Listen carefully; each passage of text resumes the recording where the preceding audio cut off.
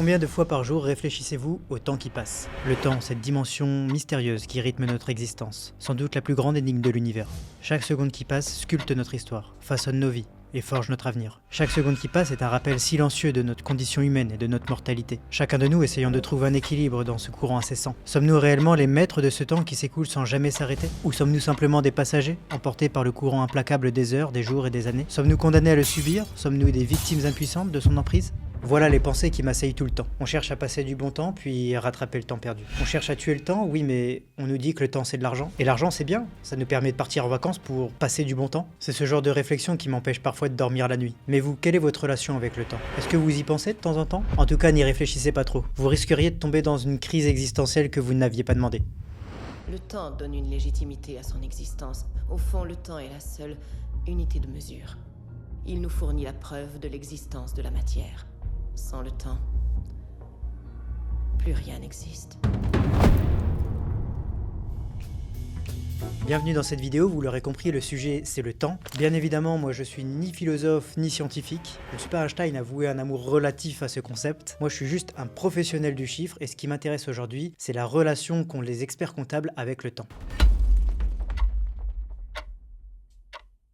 Vous le savez peut-être, l'expert comptable est un professionnel débordé et la première raison est tout simplement mathématique. Aujourd'hui, en France, il n'y a que 22 000 experts comptables pour 3,82 millions d'entreprises. Oui, certes, vous me direz que 96% d'entre eux sont des micro-entreprises, mais elles embauchent quand même 2,4 millions de salariés en France. Croyez-vous vraiment qu'aucune d'elles n'a besoin d'un expert comptable? Et puis à toutes ces micro-entreprises, vous ajoutez 287 très grandes entreprises, 5800 ETI et surtout, 140 000 PME. 140 000 PME qui comptent beaucoup sur leurs experts comptables pour toutes leurs obligations juridiques, sociales, fiscales et comptables, bien évidemment. La deuxième raison pour laquelle l'expert comptable est sous l'eau, c'est qu'il doit à la fois être un très grand technicien et un chef d'entreprise. Ça implique le management du cabinet, le management des salariés, la gestion interne, quels outils on choisit, etc. La gestion de toute la partie commerciale et bien entendu, 2024 oblige, la partie marketing. Et elle est là la grosse nouveauté, on y reviendra. Enfin, troisième raison et non des moindres, le boulot est tout simplement plus compliqué qu'avant. Toujours plus d'obligations, toujours plus de responsabilités. Lutte anti-blanchiment, contrôle de l'ordre, dossier de travail alourdi, déclaration des biens immobiliers, DSN, TVA, DAS2, CVAE, TVTS, CRL, j'en passe. De toute façon, c'est simple, à chaque réforme de simplification, il y a des trucs en plus à fournir. Au bénéfice principal des services publics, bien entendu. Le service des impôts, l'URSSAF, l'INPI, chacun y va de sa demande complémentaire. Et in fine, c'est encore et toujours le client qui va payer pour ça. Le client qui ne comprend pas forcément tout ce qui lui est demandé et qui donc se repose sur son expert comptable pour espérer rester en règle. Ce même client qui voudrait bien d'ailleurs être conseillé cette fois-ci sur ce qui compte vraiment pour lui. Conseils financiers, patrimoniaux, RSE, compta analytique et autres missions de conseil. Des demandes en fin de compte tout à fait logiques et légitimes, mais qui là encore prennent un temps supplémentaire à l'expert comptable. Un temps, vous l'aurez compris, qu'il n'a pas. Si vous avez regardé mes précédentes vidéos, vous le savez, les experts comptables sont à un tournant de leur destinée. Ils doivent, dès aujourd'hui, saisir l'opportunité du conseil. Profiter du positionnement qu'ils ont au chevet des entreprises pour transformer profondément leur activité. Et cela, à mon sens, ce n'est possible que en mettant en place une stratégie d'inbound marketing. Ça veut dire, pour ceux qui m'ont pas encore suivi jusque-là, créer du contenu, comme je l'ai fait avec ma dernière vidéo sur le projet immobilier ou sur la holding ou sur la LLD, pour montrer en fait son expertise au plus grand nombre et donner envie à tous les entrepreneurs qui regardent ce contenu de nous faire confiance pour les accompagner dans leurs projets. C'est ça l'inbound marketing, offrir un contenu gratuitement dans l'espoir de convaincre tout simplement. Mais crevons l'abcès tout de suite. Créer du contenu est une activité très chronophage. Savez-vous combien de temps j'ai pris pour écrire cette vidéo? 2 jours. 2 jours complets. Ensuite, il faut la tourner, cette vidéo, c'est ce que je fais actuellement. Rajoutez-y 2 bonnes heures. Il faut ensuite la monter, créer une miniature, rédiger une description, trouver un titre, puis la publier, la promouvoir, répondre aux commentaires, développer la communauté. Et tout ça, c'est énormément de boulot et de temps. Bien entendu, tout le monde n'est pas obligé de faire des vidéos YouTube. Moi, personnellement, j'adore cette plateforme et ça me passionne. Mais l'expert comptable peut très bien partir sur d'autres contenus. En général, pour une stratégie de contenu qui fonctionne, retenez quand même qu'un article de blog, c'est entre 2 et 4 heures pour le rédiger, pour une fréquence de 2 à 4 articles par semaine. Pour les posts Instagram, c'est environ 30 minutes par post avec un post quotidien si possible. Vidéo YouTube, bon bah voilà, je vous ai expliqué, ça peut prendre plusieurs jours, voire semaines selon les concepts, à publier soit de manière hebdomadaire, soit une fois par mois. Tout ce qui est TikTok, short, réel, il faut compter entre 30 minutes et 6 heures par vidéo parce qu'il y a des choses qui sont vraiment très travaillées. Moi, en tout cas, si vous prenez l'exemple de mes TikTok, je mets 30 minutes à le faire à peu près. Et ça c'est pareil, il faut publier entre 3 et 4 fois par semaine si vous voulez vraiment générer de l'engagement. Voilà, c'est maintenant que vous vous rendez compte que c'est impossible. Stéphane, tu nous expliques que les experts comptables sont sous l'eau et maintenant ils devraient passer 2 jours par semaine à faire une vidéo YouTube. Wake up, suis-je complètement fou? Eh bien pas encore, je suis parfaitement conscient que les experts comptables, comme tout individu, disposent d'un budget temps à consommer de 1440 minutes par jour et pas une de plus. Et je suis conscient que le temps ne se gagne pas, mais il s'optimise. Moi je suis convaincu que pour réussir sur tous les fronts, l'expert comptable n'a pas besoin de pactiser avec le diable. Il doit simplement plonger dans l'abîme et faire confiance à la Sainte Trinité, automatiser, planifier, déléguer. Des mots bien connus des experts comptables, je le sais, mais qui prennent tout leur sens encore plus en 2024. Si, regardez bien autour de vous, toutes les planètes s'alignent. Nous vivons actuellement une révolution. La seule question à se poser, c'est serez-vous du bon côté de l'histoire ?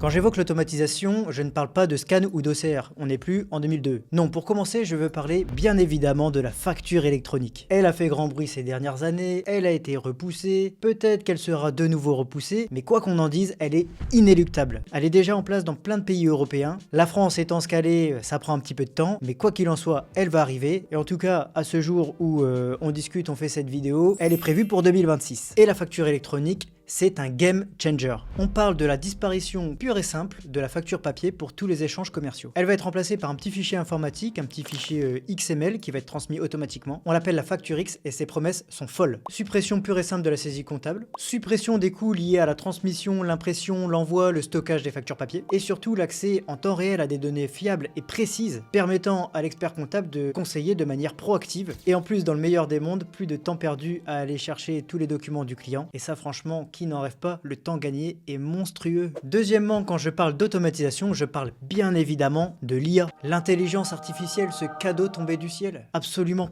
personne ne l'attendait aussi tôt et aussi performante qu'elle ne l'est aujourd'hui. Et pourtant, elle est bien là. Si vous n'êtes pas encore intéressé à l'IA, je vous conseille fortement de le faire dès maintenant. Aujourd'hui, l'IA est déjà capable d'automatiser des tâches répétitives. Pensez à l'envoi des mails, les relances clients, les rappels d'échéance, tout ça.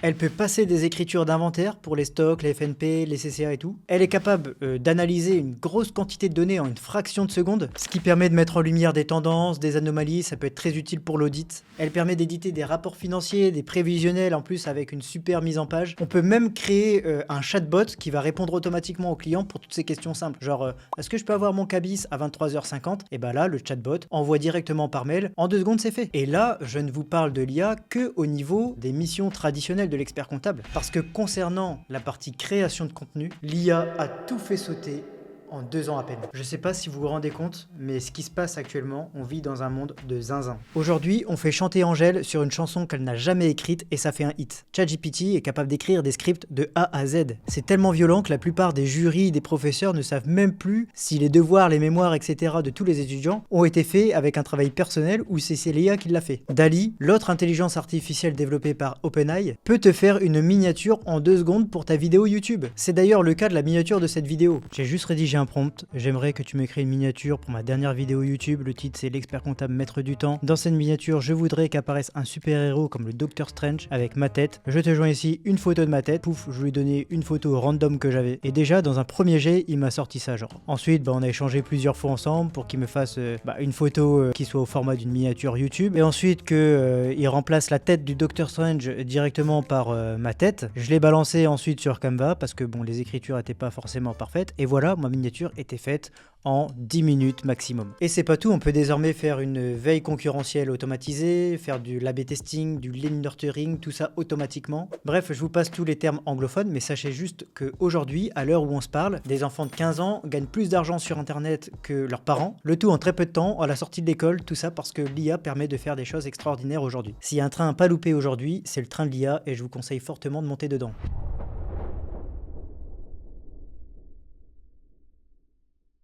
Parlons maintenant d'un sujet qui fâche, la planification. Mais si vous savez, ce concept qui normalement n'est pas du tout abstrait, qui consiste juste à découper des gros objectifs en plusieurs petits objectifs, faisables à l'échelle d'une heure, d'une journée ou limite d'une semaine. On a juste les moyens, les délais respectés pour que un gros projet dans sa globalité puisse passer crème finalement. On sait tous ce qu'est la planification. On fait un rétro-planning quand on veut rédiger un mémoire. Parfois on nous a appris à l'école à faire un diagramme de Gantt pour savoir un petit peu quand est-ce que les différents corps de métier doivent intervenir pour construire une maison. On se met en place une petite routine quotidienne pour atteindre nos objectifs sportifs. Tout ça, je suis sûr que ça vous parle, en tout cas, ça n'a pas l'air de parler aux experts comptables. C'est pas vrai? Je suis méchant en disant ça? Ou est-ce que je jette un pavé dans la mare? Quelles sont mes preuves? Je sais pas, je dirais la période fiscale par exemple? C'est quoi le problème de cette fameuse période fiscale? Pourquoi le fait que je prononce ces simples mots, ça génère du stress, de l'urticaire? Pourquoi ces deux mots sont synonymes de fatigue et de surmenage? Eh bien, je pense avoir un bout d'explication. C'est tout simplement que la charge de travail à répartir pour le traitement du dossier d'un client est répartie sur un gros trimestre au début de l'année, plutôt qu'être répartie sur toute l'année. Et le résultat, c'est que l'expert comptable et ses équipes se retrouvent à travailler dans l'urgence, avec pour conséquence eh bien, les impacts qu'on connaît, des impacts mentaux, mais aussi qualitatifs. Ça peut être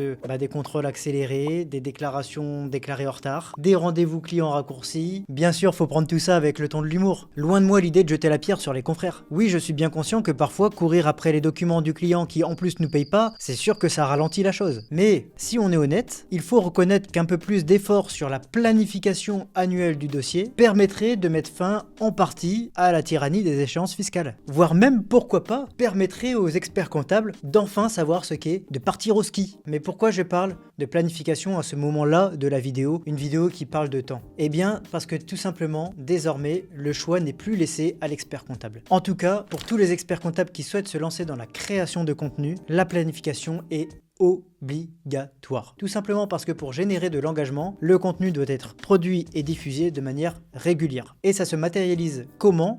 Par la création d'un calendrier éditorial. Qui produit quoi comme contenu, à quelle heure diffusé, à quel endroit, pour quel public. Tout ça c'est géré dans ce type de calendrier. Et plot twist, il est impossible de construire ce type de calendrier sans intégrer les obligations non marketing de l'expert comptable. J'entends par là ses déplacements, ses rendez-vous bilan, ses vacances, les enfants à aller chercher à la sortie de l'école. Il faut réussir à tout placer dans la semaine si on veut avoir une chance de pouvoir tenir sa stratégie dans la durée. En quelque sorte, l'inbound marketing, c'est une reprise forcée de l'agenda de l'expert comptable et moi je trouve que finalement, c'est un mal pour un bien. Travailler dans l'urgence, écoper le bateau, maintenant c'est terminé.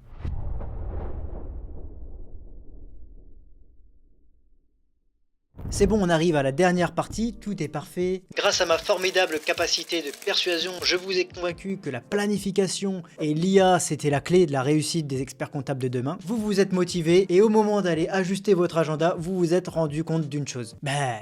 Ça passe pas. Et là, le réflexe d'un expert comptable classique, ce serait quoi? Bon, c'est pas grave, je suis reparti pour 100 heures par semaine. Non.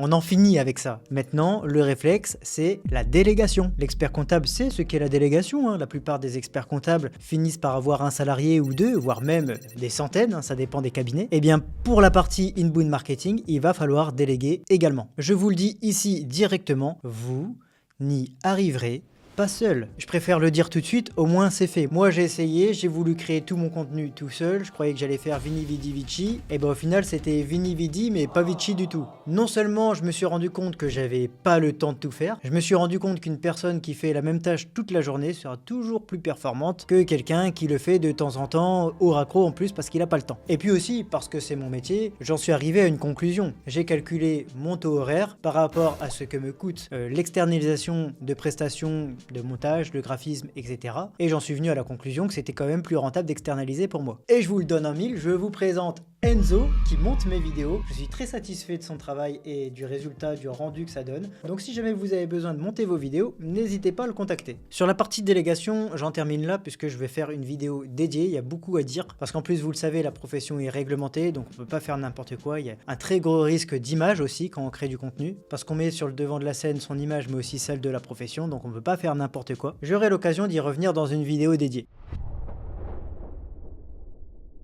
Je conclurai cette vidéo par dire que l'expert comptable se trouve à un moment charnière, à un point de bascule qu'il faut savoir repérer. C'est aujourd'hui que ça se passe. Je veux vraiment pas être fataliste, mais simplement éveiller les consciences. La facture X, c'est 2026. Ça laisse 2 belles années pour se lancer dans l'inbound marketing. 2 belles années pour embrasser l'IA et faire du conseil une majorité de son chiffre d'affaires. Après tous les échanges que j'ai eus avec divers confrères, à l'ordre, à l'annexe, au CJEC, à chaque fois, le facteur temps était remis sur la table comme un frein inéluctable et empêchant de développer tout ça. Excusez-moi, j'ai eu un léger contretemps. Oui, le temps fait peur, il nous glisse entre les doigts sans qu'on puisse rien y faire. Je commence ma semaine le lundi, on est déjà vendredi soir. Mais non, je refuse d'arriver à la conclusion qu'il est une fatalité. Je suis convaincu que l'expert comptable de demain sera un expert comptable maître de son temps, ou qu'il ne sera pas, tout simplement. Merci à tous de m'avoir suivi, si vous êtes arrivés jusque-là dans la vidéo, je sais ça pouvait être un petit peu long. N'hésitez pas à vous abonner à la chaîne. Grosse nouveauté également, sachez que j'ai créé un serveur Discord, ça s'appelle le Discord Deck. Si vous suivez de près ou de loin la profession, rejoignez le serveur, il inclut des salons pour les DCG, les DSCG, les decks et les experts comptables, ou pour échanger avec tout le monde à la fois. Mon ambition c'est de regrouper un maximum de monde pour tirer la profession vers le haut. Et parce que c'est important de déléguer, sachez que ce serveur Discord, j'ai demandé à une personne de le développer pour moi. Je vous assure, c'est possible. Vous voyez, je fais pas que parler, c'est possible. Bref, en tout cas, merci de m'avoir suivi, et moi je vous donne rendez-vous dans une prochaine vidéo.